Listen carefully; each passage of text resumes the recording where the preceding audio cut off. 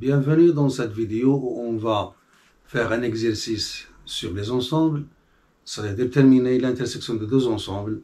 A qui est défini par, c'est l'ensemble des nombres de la forme P sur 3 plus K sur 2 avec K qui appartient à Z. Et B, c'est l'ensemble des nombres sous la forme P sur 2 plus K, 2P sur 3 avec K qui appartient à Z. Alors c'est un exercice intéressant parce que dans les exercices classiques, on a l'habitude qu'il nous donne deux ensembles dont l'intersection est vide. Donc c'est facile de trouver une contradiction pour aboutir au résultat. Mais là, c'est un exercice qui nous donne un cas intéressant, c'est-à-dire on va trouver que A inter B n'est pas vide. Donc on a un travail à faire pour le démontrer.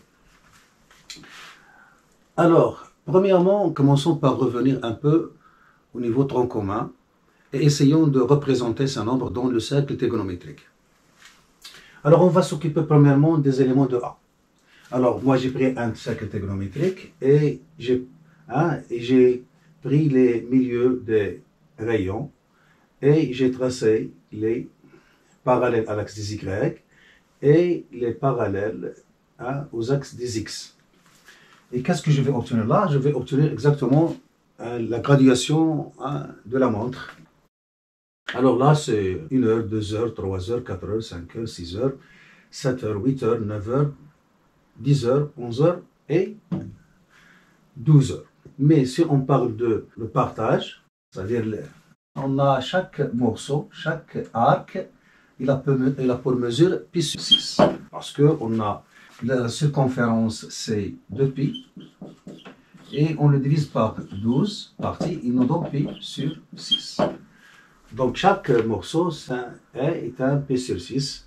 Alors ça pour faciliter la représentation de ce nombre. Alors premièrement les éléments de A, pi sur 3 plus K pi sur 2, je peux l'écrire pi sur 6 et je multiplie par 2, donc pi sur 3 c'est 2 pi sur 6 plus, alors là j'ai K et je vais la compléter en un tour, c'est-à-dire 2pi et je multiplie par 2, donc je sur 4. Alors maintenant je sais que j'aurai 4 points parce que c'est un tour divisé par 4, donc j'aurai 4 points. Parce que pour K égale à 0, j'aurai pi sur 3. Pour K égale à 1, j'aurai pi sur 3 plus pi sur 2, c'est-à-dire je vais ajouter un quart de tour. Pour K égale à 2, je vais ajouter plus pi, donc j'aurai plus un demi-tour, de départ qui est pi sur 3. Pour K égale à 3, j'aurai 3 pi sur 2, donc je vais ajouter 3 quarts de tour. Et à la fin, quand je pose K égale à 4, j'aurai 4 sur 2, ça fait 2, donc ça aurait pi sur 3 plus 2pi. Et puisque j'ai fait un tour complet, donc je vais revenir à ma place, c'est-à-dire je vais revenir au départ. Donc là, pourquoi je l'ai fait comme ça? Pour savoir combien j'ai de points. Alors, le commencement pour K égale à 0, donc j'aurai pi sur 3. Donc voilà le commencement. Donc on est là. Donc c'est la place de pi sur 3. C'est le commencement. Donc là, voilà, vous avez le choix. Soit vous allez ajouter un quart de tour, c'est-à-dire toujours vous allez ajouter un quart de tour. C'est quoi un quart de tour? Donc un quart de tour, c'est pi sur 2. Pour faciliter l'emplacement des points, donc je vais rendre ça sur 6 pour utiliser facilement le cercle trigonométrique. J'aurai donc 3pi sur 6. Donc, quand j'ajoute un quart de tour, c'est-à-dire que j'ai ajouté 3 fois pi sur 6. Alors, je commence. Alors, le voilà. Donc, pour K égale à 1, j'aurai pi sur 2, c'est-à-dire que j'ai ajouté 3 pi sur 6. Donc, 1, 2, 3. Donc, voilà le second point. Et pour K égale à 2, j'ai ajouté donc 2 fois ça, donc ça fait pi. J'ai ajouté pi, c'est-à-dire je vais multiplier par 2 là, donc je vais multiplier par 2 là, donc 6 pi sur 6. Donc j'ai ajouté, voilà 3, 4, 5, 6. 0, 1, 2, 3, 4, 5, 6. Donc je suis là. Effectivement, j'ai ajouté un demi-tour. Et maintenant, je vais prendre K égale à 3, donc j'ai multiplié là par 3 et là par 3, donc ça fait 9 pi sur 6. Alors voilà 6, 7, 8, 9. Ou bien Voilà le commencement. 1, 2, 3, 4, 5, 6, 7, 8, 9. Donc je suis là. Voilà les points. Et quand je passe à k égale 4, donc j'aurai 2, 4 sur 2, ça fait 2. Donc pi sur 3 plus 2pi. Donc j'ai démarré de là et j'ai fait un tour complet et je suis revenu à ma place. Et ainsi de suite. Donc je vais faire une périodicité. Donc le premier, le deuxième, le troisième, le quatrième, le cinquième, le sixième, le septième, le huitième, et ainsi de suite. Donc je vais passer par ces points alternativement. Donc je n'aurai pas d'autres points. Donc voilà, j'ai représenté tous les éléments de A. Ils sont soit là, soit là, soit là, soit là. Et je vais faire de même pour les éléments de B. Alors les éléments de B sont pi sur 2 plus K de pi sur 3. Alors pour les éléments de B, ils sont déjà prêts parce que j'ai un tour divisé par 3. Donc qu'est-ce que je vais déduire? Je vais déduire que j'aurai 3 points. Donc K égale à 0, K égale à 1, K égale à 2. Et quand je fais K égale à 3, donc 3 ça s'élimine avec 3, et j'aurai pi sur 2 plus 2pi. Donc j'ai commencé par pi sur 2, j'ai démarré de pi sur 2, et je fais un tour complet. Donc je vais revenir à pi sur 2, donc je vais revenir là. Donc il y a 3 points. Donc je vais pour k égale à... Alors toujours pour faciliter, donc je peux écrire pi sur 2, parce que c'est facile à représenter, plus... Alors je vais multiplier par 2 là et là, donc j'aurai k 4pi sur 6. Donc chaque fois je vais ajouter 4pi sur 6, c'est-à-dire je vais ajouter 2pi sur 3. Et je le répète, j'ai fait la transformation du dénominateur seulement pour faciliter l'emplacement des points. Alors, je vais commencer par pi sur 2. J'aurai le pi sur 2, le voilà. Pour k égale à 0, je suis là. Alors, pour k égale à 1, donc j'aurai pi sur 2 qui est là, plus 4 pi sur 6. Donc, 0, 1, 2, 3, 4. Et voilà le deuxième point. Et pour le suivant, donc pour k égale à 2, donc j'aurai 8 pi, 8 à 2 fois 4, ça fait 8. 8 pi sur 6. Donc, 4, 5, 6, 7, 8, et je suis tombé là. Donc, pour le k égale à 3, donc ça s'élimine, donc il reste pi sur 2 plus 2pi. Je suis revenu au départ, donc qu'est-ce que j'aurai? J'aurai 1, 2, 3, 4, et je suis revenu là. Donc, combien ai-je de points? Donc 3, comme j'ai dit avant. Alors, vous voyez là que vous avez une intersection, parce que les nombres de B et les nombres de A qui se représentent là appartiennent à l'intersection. Et ça, c'est quoi? Donc, si je veux lire, donc, soit que je vais lire négativement, alors, soit je vais lire comme ça, négativement, et j'aurai moins P sur 6 plus 2K pi avec K qui appartient bien sûr à Z, ou bien je vais compter positivement, donc j'aurai 1, 2, 3, 4, 5, 6, 7, 8, 9, 10, 11, c'est-à-dire 11 pi sur 6 plus 2k pi, bien sûr toujours avec k qui appartient à z.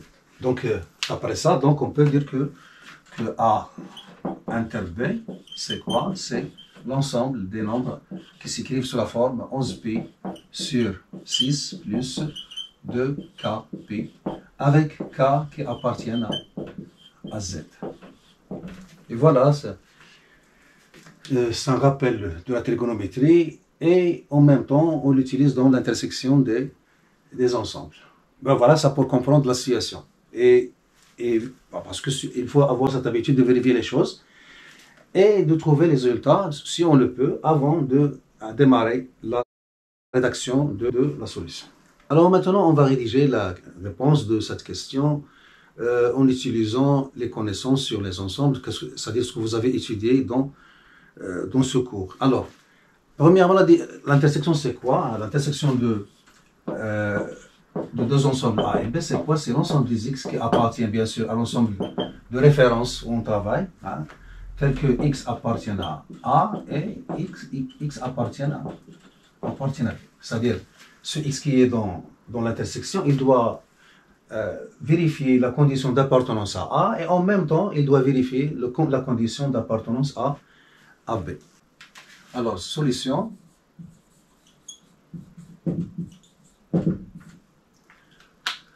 Alors, soit X qui appartient à l'ensemble R. On a X appartient à A inter B. Ceci signifie quoi? Alors il signifie que X il s'écrit comme ça. C'est-à-dire, alors, X est écrit sous la forme pi sur 3 plus kpi sur 2 et X est écrit sous la forme pi sur 2 plus, alors je vais changer le K pour ne pas avoir le 1, donc H, plutôt 2pi sur 3. Alors c'est quoi K, c'est quoi H? Donc il existe un KH qui appartient à Z au K. Voilà. Ceci veut dire aussi qu'il existe un KH, le couple appartenant à Z au carré, tel que on a X est égal à pi sur 3 plus K pi sur 2 et ça est égal à ça, c'est-à-dire pi sur 3 plus K pi sur 2 égale à pi sur 2 plus H 2pi sur 3. Alors là, qu'est-ce que je vais faire? Alors, je vais multiplier par, cette égalité, je vais la multiplier par 6 sur pi pour, premièrement, se débarrasser de pi et se débarrasser des dénominateurs. Donc, c'est une façon de calcul, vous pouvez le faire comme vous voulez. Donc, il existe un KH appartenant à Z au carré, tel que, alors, X est égal à pi sur 3 plus K pi sur 2. Alors, ça donne 2 plus, alors, pi sur 3 multiplié par, donc 6 sur 3, ça donne 2. Et pi va s'éliminer avec le pi. Alors, le K, là, c'est 6 sur 2, ça donne 3. 3K. Et le pi va s'éliminer avec le pi. Est égal. Alors, même chose là. Donc, 6 sur 2, ça fait 3. Plus, là, vous aurez 6 sur 3, ça fait 2. Multiplié par 2, ça fait 4H. Voilà. Alors, ça veut dire que il existe un KH appartenant à Z au carré, tel que toujours X est égal à pi sur 3 plus K pi sur 2. Et là, ça donne, alors j'aurai H, alors H, je vais isoler H, donc c'est 3K, alors 3K moins 1 sur 4. Voilà, donc H est égal à 3K moins 1 sur 4. Alors là, nous on veut que H appartienne à Z. Et on donne des valeurs à K pour que ça, il appartienne à Z. Et K, il est dans Z. On prend des valeurs de Z de telle façon à avoir 3K moins 1 sur 4 est égal à un entier relatif, c'est-à-dire appartient à Z. Alors qu'est-ce qu'on va, alors pour contourner le problème, alors qu'est-ce qu'on va faire? Donc on va jouer sur la division euclidienne par 4. C'est ça l'astuce. Alors, si je divise un nombre K qui est dans Z par 4, qu'est-ce que j'aurai 4K. Soit le reste c'est 0, soit 1, soit 2, soit 4. Et on va voir. Puisqu'on est en première année, on va faire ce que peut l'élève faire, c'est-à-dire revenir au tronc commun et faire la division euclidienne. Alors premier cas, pour K égale à 4U avec U qui appartient à Z. C'est-à-dire le reste c'est 0. C'est-à-dire on a K égale à 4U plus 0. Alors, je reviens là et je remplace. Alors, on a 3K moins 1 sur 4 égale. Alors, je remplace. Donc, 3. Alors, j'aurai 4U moins 1 sur 4. Qui donne. Alors, j'écris là pour avoir un peu de la place parce que. Alors, donc, ça donne donc 4 sur 4. Donc, ça donne 3U moins 1 quart. Et vous voyez donc que dans ce cas, quand K égale à 4U, là, c'est dans Z, mais moins 1 quart n'est pas dans Z. Donc, ce nombre n'appartient pas à Z. Donc, alors comme moins 1 quart n'appartient pas à Z, alors, on a 3K moins 1 sur 4 n'appartient pas à Z. Voilà, on a fini avec le premier cas. Alors, deuxième cas. Voilà, deuxième cas.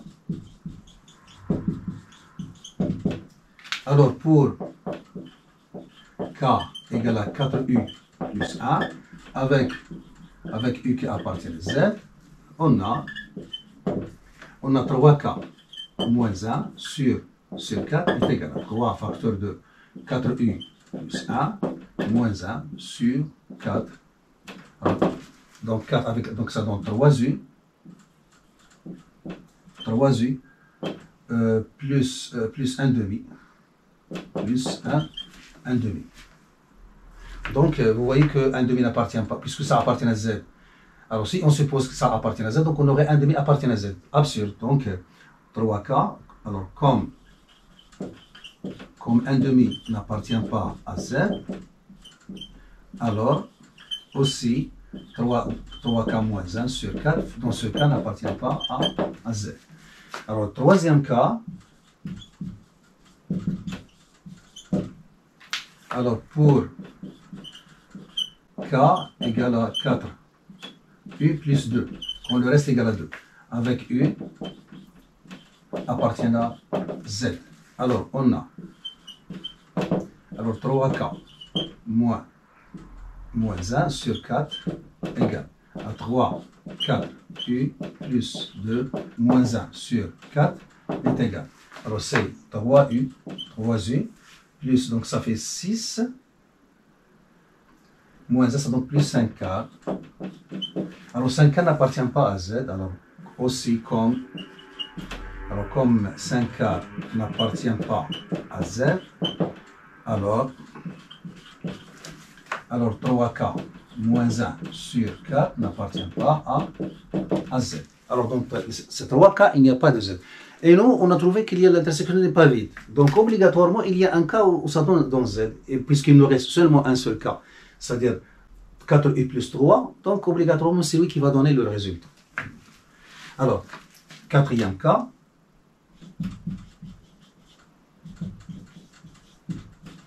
Alors, pour K égale à 4U plus 3, avec U qui appartient à Z, alors on a 3K moins 1 sur 4 est égal à 4U plus 3 moins 1 sur 4 qui donne 3U. Alors 3 fois 3 ça fait 9, moins 1 ça fait 8, 8 sur 4 ça fait 2. Et voilà. Puisque U appartient à Z, donc cet élément appartient à Z. Et c'est ce cas qui va donner les éléments solutions de l'intersection. Alors, je vais revenir là. Alors, pour K égale à 4U plus 3, avec U qui appartient à Z, on a alors, la relation entre... Voilà, ça c'est H. 3K moins 1 sur 4, c'est H. Alors, on aura H qui est égal à 3K moins 1 sur 4 est égal à, on a trouvé que c'est 3U plus 2. Parce que on doit avoir K et H.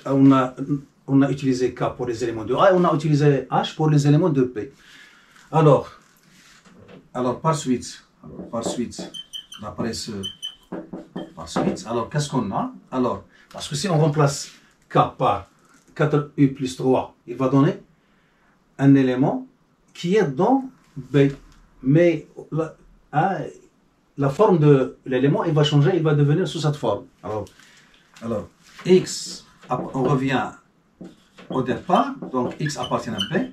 Alors tout à l'heure, on travaille avec K et H. Maintenant, on va travailler avec le U. Alors, il existe un U, parce que le U, il va donner H et il va donner K. Donc, au lieu de écrire il existe K et H, donc non, on va écrire U qui va nous donner le H et le K qui vont déterminer les éléments d'intersection. Alors, appartenant à Z, tel que X est égal. Alors, Pi sur 3, et je vais remplacer A, K par sa valeur qui est 4U plus, donc 4U plus 3 multiplié par Pi sur 2. Donc là. Et en même temps, X est égal à Pi sur 2 plus, et n'oubliez pas qu'on a, là on a travaillé, au lieu de travailler avec K, pour ne pas avoir le même paramètre, on a mis la H. Donc H, c'est quoi? C'est 3U plus 2. Donc c'est 3U. Donc c'est 3U plus 2 multiplié par 2pi sur 3. Alors, pour qu'ils soient dans la même, dans l'intersection, c'est-à-dire dans les deux ensembles, donc on doit avoir la même forme, parce que x là, il appartient à A, et ce x, il appartient à B. Mais, si on calcule, on va trouver que ils ont même forme. Donc, il existe U appartenant à Z, tel que... Alors, si je calcule là, qu'est-ce que j'aurai? J'aurai 3pi sur 2, 3pi sur 2, plus pi sur 3. Ici, je la calcule, je vais trouver 11pi sur 6, qu'on a trouvé au démarrage, plus 4u divisé par 2, ça fait 2u, donc c'est 2upi. Bien sûr, u appartient à z. Et là, même chose, on va trouver la même chose. Voilà, donc pi sur 2, et là, vous aurez 4pi sur 3, donc vous aurez aussi 11pi sur 6, plus, alors là, le 3, il va s'éliminer avec le 3, il reste 2upi plus 2u. Et voilà, vous avez la même. Donc, c'est-à-dire, il existe. Donc, on va écrire seulement une égalité. Donc, il existe u appartenant à z, tel que x est égal à 11pi sur 6 plus 2upi. Donc, voilà les éléments de l'intersection. Donc s'il appartient à l'intersection, vous avez x est égal, et vous pouvez montrer que effectivement x appartient à l'intersection en faisant marche arrière, c'est-à-dire il suffit de transformer, le rendre comme ça, qui est sous cette forme, et l'écrire comme ça, qui est sous cette forme. Donc, conclusion. Alors, conclusion. Alors, A inter B, c'est quoi? C'est l'ensemble des nombres sous la forme 11pi sur 6 plus 2k. Je vais remplacer u par k, c'est-à-dire par habitude. Vous avez l'habitude de voir travailler avec k, je vais l'écrire avec k, tel que k appartient à z. Et voilà. La fin de cet exercice qui est intéressant et qui nous apprend beaucoup de choses.